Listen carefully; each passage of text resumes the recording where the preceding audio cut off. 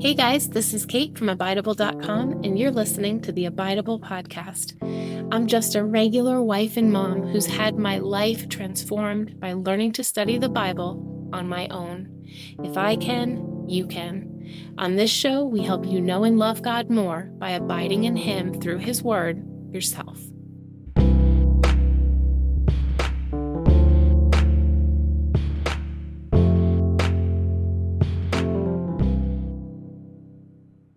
The Horse and His Boy is one of the books in C.S. Lewis's beloved Narnia series.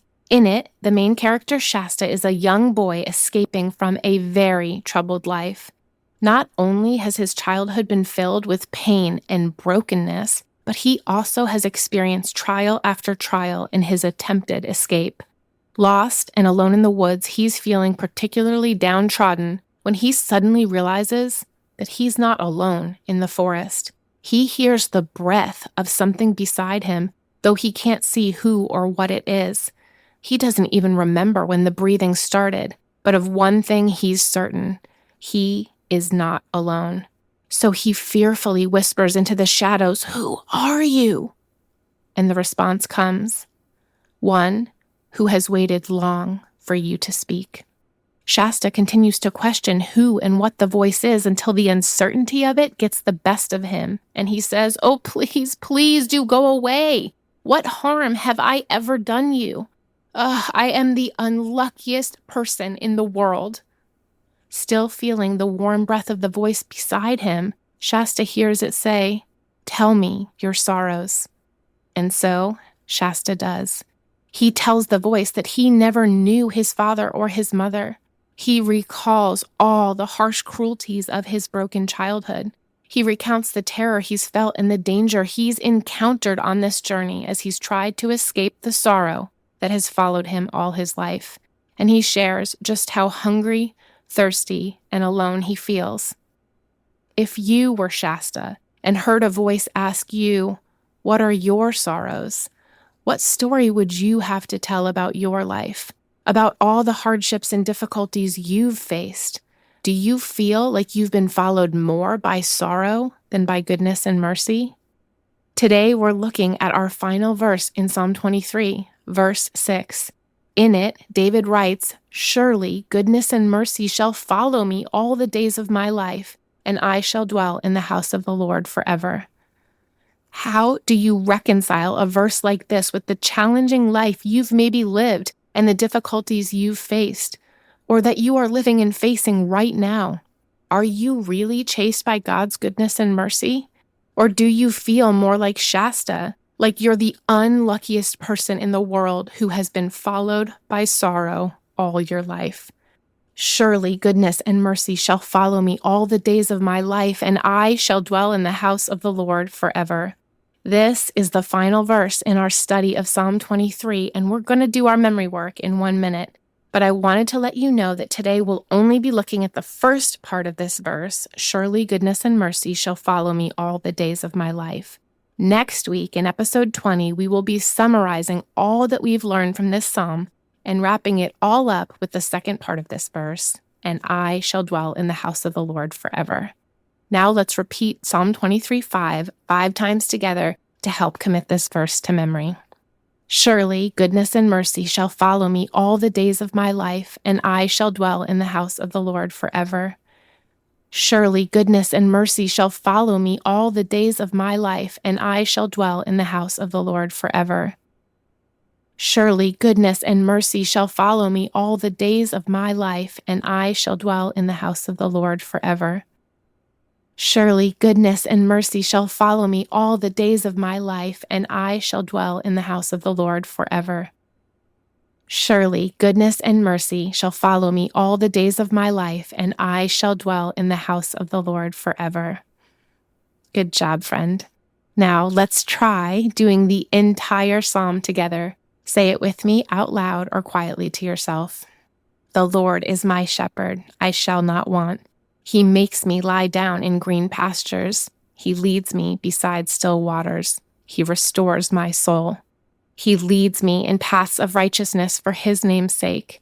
Even though I walk through the valley of the shadow of death, I will fear no evil, for you are with me. Your rod and your staff, they comfort me.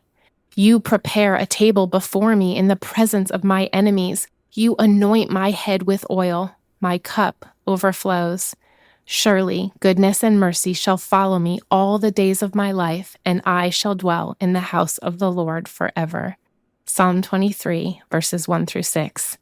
I hope that taking the time to slow down and work on memorizing this passage together has encouraged you and shown you that you are able to commit Scripture to heart. Now let's jump into Psalm 23:6. So I had just asked you, how do you reconcile a verse like this with the challenges and difficulties of life? Are you really chased by goodness and mercy, or does it feel more like sorrows have been following you all your life? In this verse, David is proclaiming with confidence, surely, that God's goodness and mercy follow him all the days of his life. But if we're honest, there's a tension for us when we read a verse like this. The older we are, the more ground we have to cover as we scan back over the landscape of our lives. And the truth is, while there is definitely a lot of good, there is also a lot of brokenness, pain, disappointment, and grief back there. His goodness and mercy will follow me all the days of my life. The reality of our lives can cause us to doubt a verse like this. We can be skeptical about the possibility of being pursued by God in such a continually steadfast way. Add to it the fact that we've never experienced perfect, unconditional pursuit like this from another human being, and doubting God becomes even more natural. Because we sometimes feel unseen by God and don't understand where He is and what He's doing, we can assume He's not good, that He doesn't care, or that He's simply not there. On top of all this, we have done X, Y, or Z, and so we think we're unlovable and unworthy of pursuit. Maybe we think God is disappointed in us, or we don't want to be pursued by Him at all because we would rather do X, Y, or Z. So we go our own way, build up walls, deny that we are worthy of pursuit or that we even want to be pursued. This pain and sorrow can make us want to declare our independence from God. The world affirms this idea wholeheartedly. A quick Google search on why should we strive to be independent brings up this result from calm.com. Independence allows you to live life on your terms, reducing the stress that comes from living up to others' expectations or relying on them for your needs. This can lead to greater happiness and satisfaction in life. Independence leads to greater happiness and satisfaction. Living life on my terms is the goal, and relying on others, especially God, a sign of weakness, something that brings stress. This is the strong, independent woman don't need no man mentality that the world offers. Think about the gospel of independence that Beyoncé preaches. Do what I want, live how I want to live. I worked hard and sacrificed to get what I get. Ladies, it ain't easy being independent. Depend on no one else to give you what you want. Hardships in life can cause us to doubt God's presence. The reality of broken human relationships tempt us to become wary that God could or would faithfully pursue us. Our own sin and shame can lead us to believe that we are unworthy of pursuit, and our love of sin can cause us to hide, rejecting the pursuit of God to declare our independence from Him. Surely goodness and mercy shall follow me all the days of my life. I don't know about that, God. It feels more like sorrow has been following me all my life. Maybe I'm better off on my own. What do you think happens to the person who decides to live independent of God? Well, I can tell you firsthand, and I will right after this short message. Guys, we are wrapping up this series on Psalm 23 next week, which means that in 2 weeks we will be kicking off a brand new series. And this one is really timely as we head into Christmas. Have you ever felt like you missed the whole point of the Christmas season because you're caught up in all the beautiful, crazy busyness of the season? I know that if I'm not intentional about remembering Jesus in the middle of it all, I can miss all of the actual important beauty of Christmas. Our new series, A Child is Born, is a study of Isaiah 9, 1 through 7. This could be the perfect way to prepare your heart for Christmas this year. Our weekly episodes will be all through November and December, leading right up to the week of Christmas. I would love to get this workbook in your hands and have you study Isaiah 9 alongside me. Our digital copy of A Child is Born is $10 and is available right now for instant download. If you do want the hard copy workbook, shipping can take 11 to 12 business days, so today is the day to get that order in. Consider this a personal invitation to abide in God through His Word with me this Christmas season. And invite a friend to join us too. Now, back to the show. 4 years ago, if you would have said to me, God's goodness and mercy will follow you all the days of your life, I would have rolled my eyes and walked away from you. You've heard a bit of my testimony already on this podcast, but here's the reality of where I was 4 years ago. My Bible had been on the shelf for years. I'd been out of church and away from God's people for years. I was compulsively pursuing success in a business I'd built. I was depressed, anxious, isolated. On the outside, big smiles, social media posts about all that was going well in my life. Plastic life, plastic heart. I even believed my own propaganda. I was the duck swimming peacefully on a calm, glassy lake, but underneath, my feet were paddling furiously. I was not okay. I had declared my independence from God. At the root of this declaration was a lot of unresolved old pain that had led to undiagnosed unbelief. I had attributed blame to God for the things that had, quote, happened to me. Surely goodness and mercy shall follow me. So why does it feel more like I've been chased by misery, pain, grief, and disappointment? I'd become so fixated on the circumstances of life, I'd taken my eyes off the only one who has any power to do anything about my circumstances, or who cares enough to remain by my side through them. I was led by my feelings. I felt abandoned. I felt alone. I felt unworthy. I felt anything but pursued. I felt unloved. I was isolated and miserable. My life felt like a series of unfortunate events, and I was simply done trying to find God in them. Maybe you can identify. This is the where were you when game that we play with God, the how could you game. And that's the game Shasta was playing. His life of sorrows had led him to believe he was the unluckiest person in the world. You know who else felt that way? Who else was constantly chased by sorrows and difficulties? David, the writer of this psalm. The youngest of 8 boys, he was sometimes overlooked and sent out into the pastures to shepherd the sheep alone. He fought off bears and lions by himself and learned the reality of hard work at a very young age. Then, unexpectedly, perhaps between the ages of 10 to 15, he is anointed king of Israel. Huge honor, you say? What's there to complain about?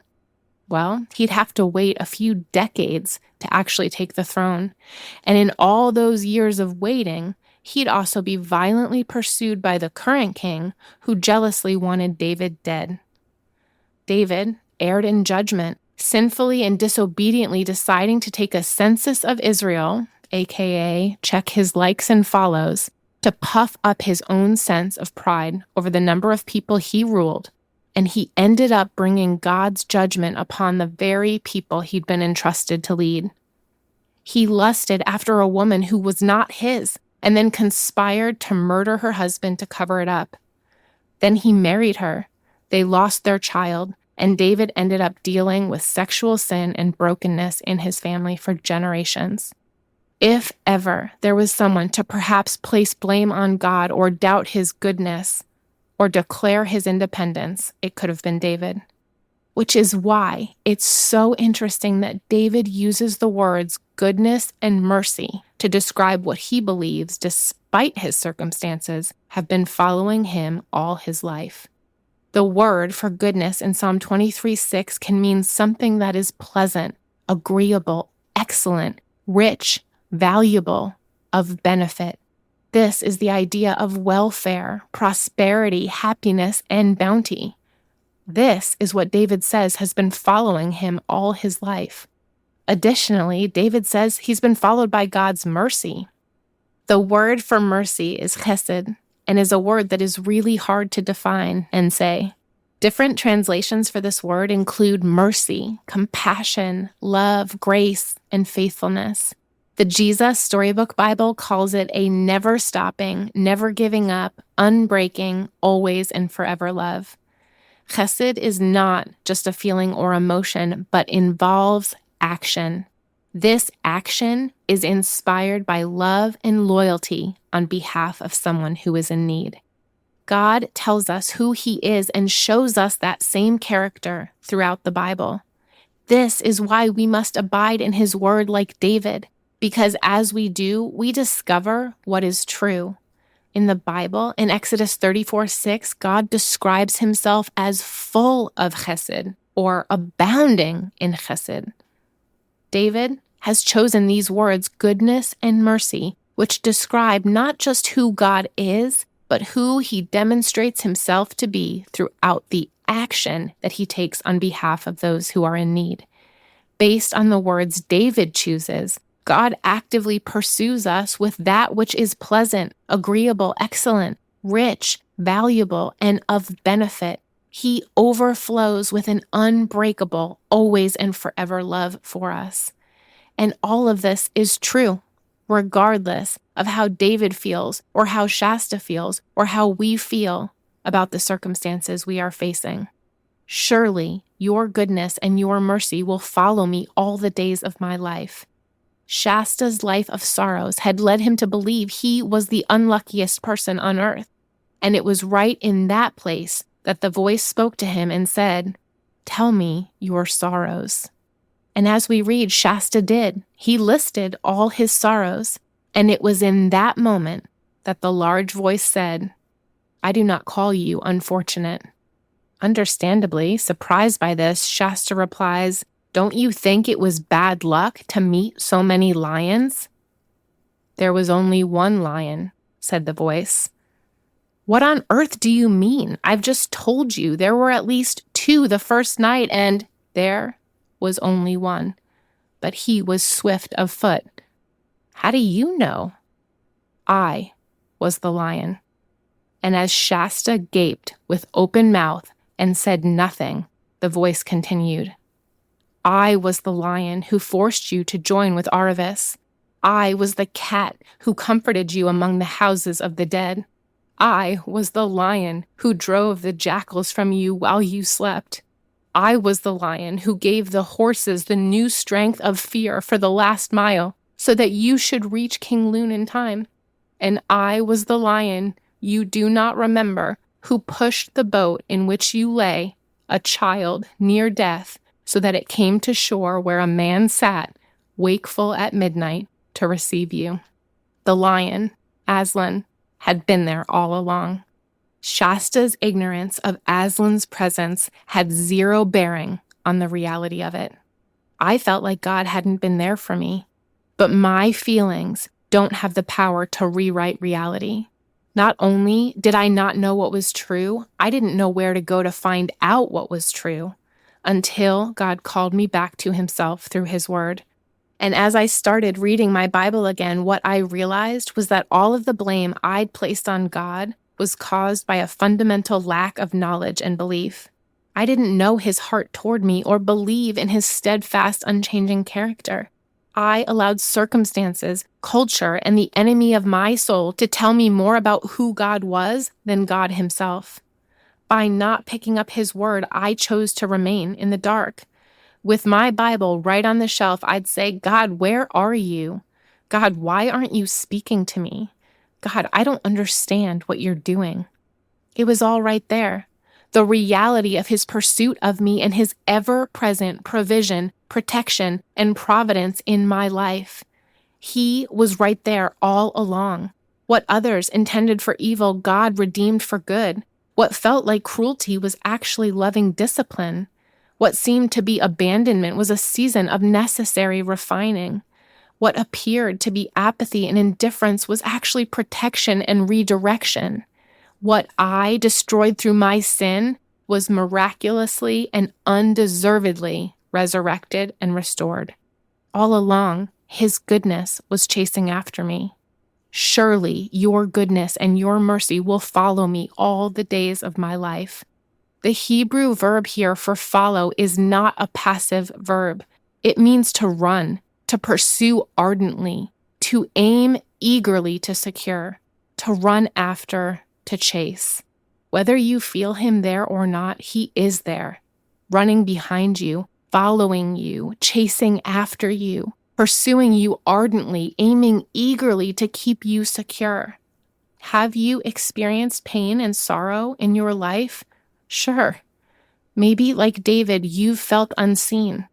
Well, Jesus, the King of Heaven, saw you and left His lofty throne to become ordinary and unseen in every way for you. Born in an obscure manger, hidden from the world by straw, sheep, and shepherds, the son of a shunned teenager and simple carpenter, He lived anonymously for the first 3 decades of His life, mostly unseen. In His short 3-year ministry, Jesus paid greatest attention to the unseen and to those discarded by society, touching lepers, healing the blind and the deaf and the lame, delivering the demon-possessed, and sitting across the table to break bread with sinners no one else would look in the eye. He did all of that and had all of that recorded in His word for you, so that you could know, have actual evidence that He is the God who sees. And then Jesus willingly went from being seen by the Father to unseen on that wretched cross. Jesus was unseen so that you never have to be. Maybe, like David, you haven't understood God's painfully delayed timing on things in your life, like your career or a marriage or children or a ministry or your health. And because of it, you've doubted God's goodness and mercy toward you. You've decided that God is not worthy of your worship because He has not given you what you want when you want it. You, like me, are fickle and can treat your relationship with God as a contractual one. If He doesn't fulfill your wishes when you want them granted, you toss Him aside like a genie in a bottle. But Jesus, our big brother, takes care of this for us. He felt such angst about God's plan and God's timing that He sweat blood in an ancient garden. And then He did what we are unable to do.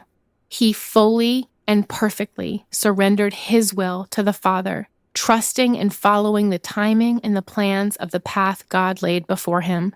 And now, Christ's perfect record of trust is mine.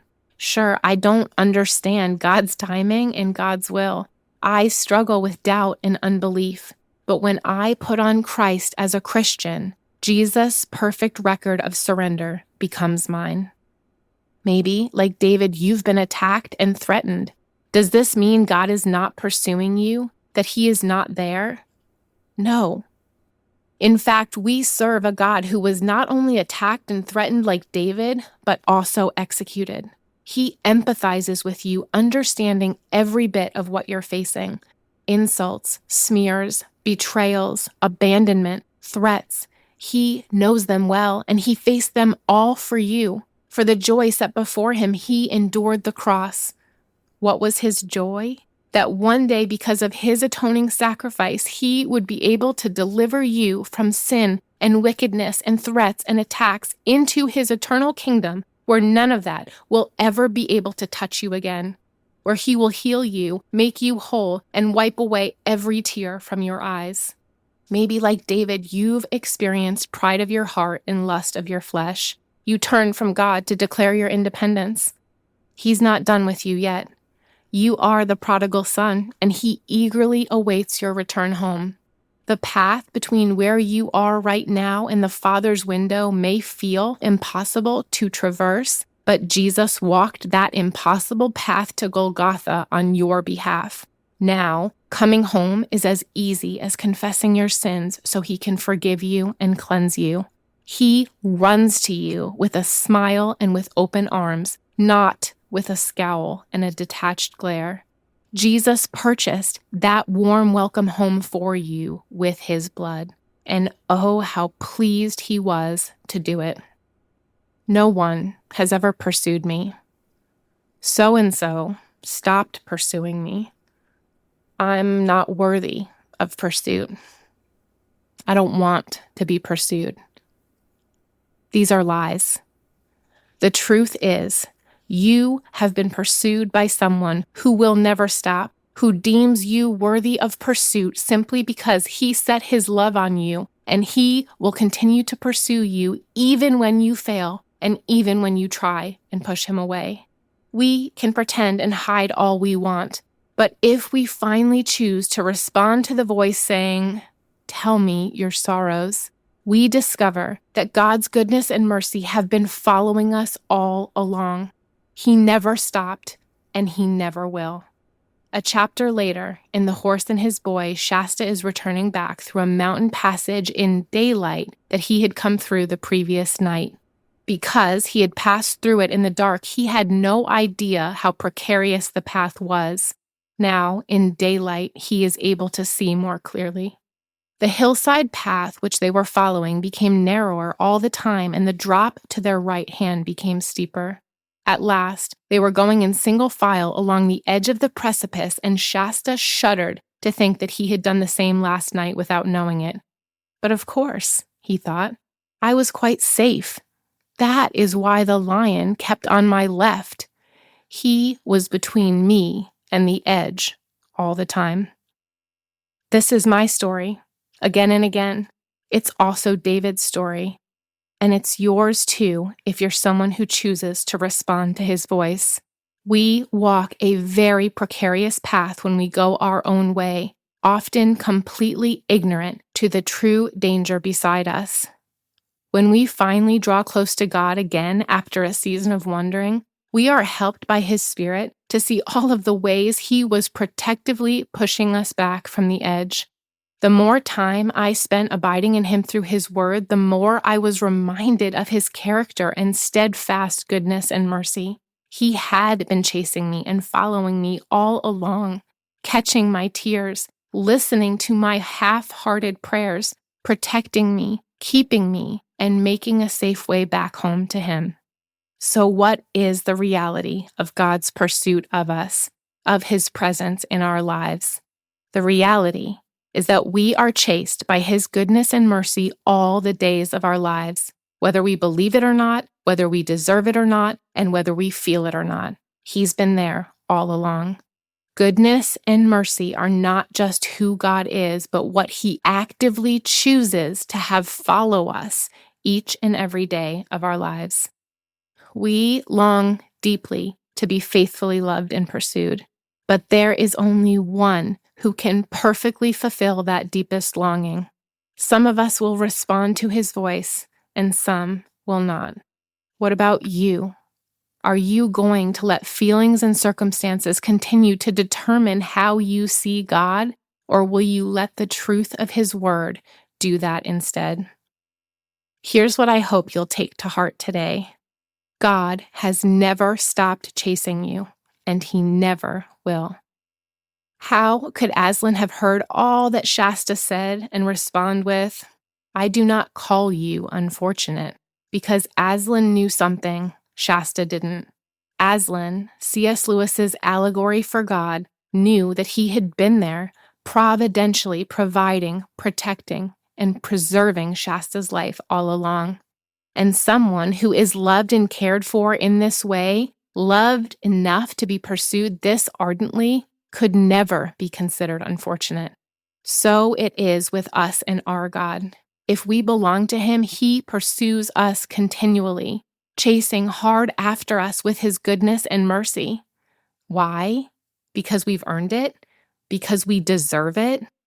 In Jeremiah 31:3, God says to rebellious Israel in the midst of her rebellion, I have loved you with an everlasting love. No, God does not chase after us with goodness and mercy because we've earned it or because we deserve it. He does it simply because he has chosen to set his love on us. His pursuit of us is wholly motivated by his unchanging loyalty to covenant and his great love for us, which is everlasting, forever, without end. We are loved and pursued by God in perpetuity. Do I dare believe that? Something deep down within me stirs and yearns to know that it's true. It feels too good to be true. And so it is. Too good, but not too good to be true. Because in God's kingdom, too good is by its very nature exactly who he is. My circumstances can't negate his love for me, and my feelings do not deter his pursuit of me. He will be hot on my heels, chasing me with his goodness and mercy all the days of my life. What will change for you today if you live pursued? If you believe that his goodness and mercy are ardently chasing after you, regardless of circumstance or feeling? I invite you to believe him at his word today, friend. Repent of your doubts and unbelief. You haven't heard the whole story of your life yet, just as you haven't heard the whole story of Shasta's life. In the end, Shasta finds out he isn't an orphaned, homeless runaway. He is the long-lost son of a king. Aslan had been guiding him back home all along. You are not an orphan either. You have been adopted into the family of God, and your new adopted father is a fast runner. Turn from the bitterness caused by your ignorance of the full picture and declare your dependence on him. Acknowledge the places where you have blamed him for things that he did not do, and look for the ways that he has been there all along, redeeming, restoring, helping, protecting, providing, comforting, and delivering. And then ask for his help in becoming someone who sees life anew. Someone whose knee-jerk reaction when trials loom up ahead is not to panic or doubt or run, but to instead look over your shoulder with confidence. Because there, behind you, exactly where you expect him to be, is the Lord, chasing you with his goodness and mercy. I asked our crazy talented friend Ian to close out this episode for us. Thanks for being willing to lead us in worship, Ian.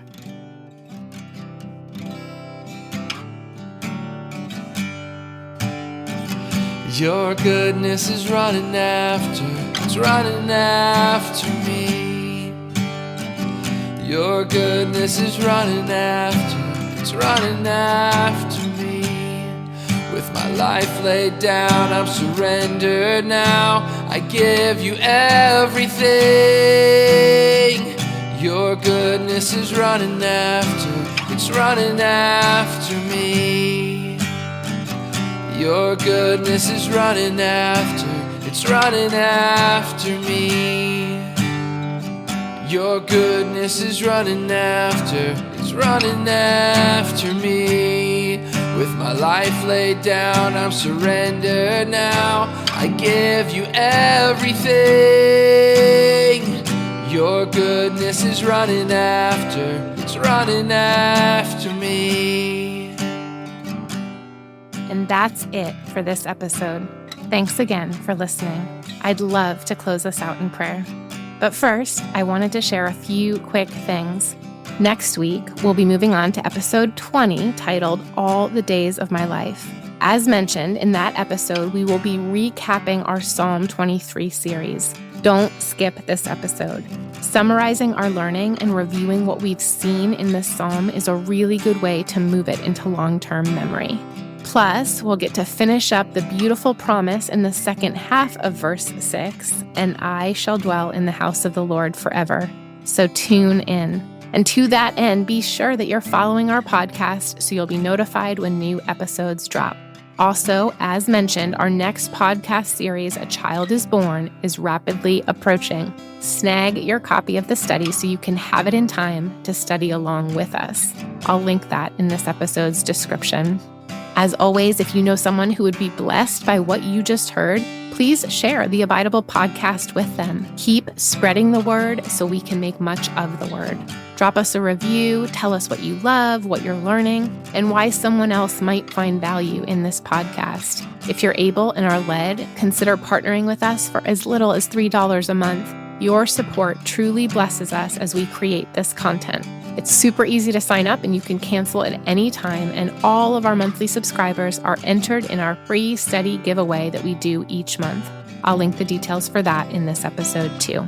God, we praise you for being a God who abounds in steadfast love. Not only are you filled with goodness and mercy toward us, you actively walk out those traits by chasing after us all the days of our lives.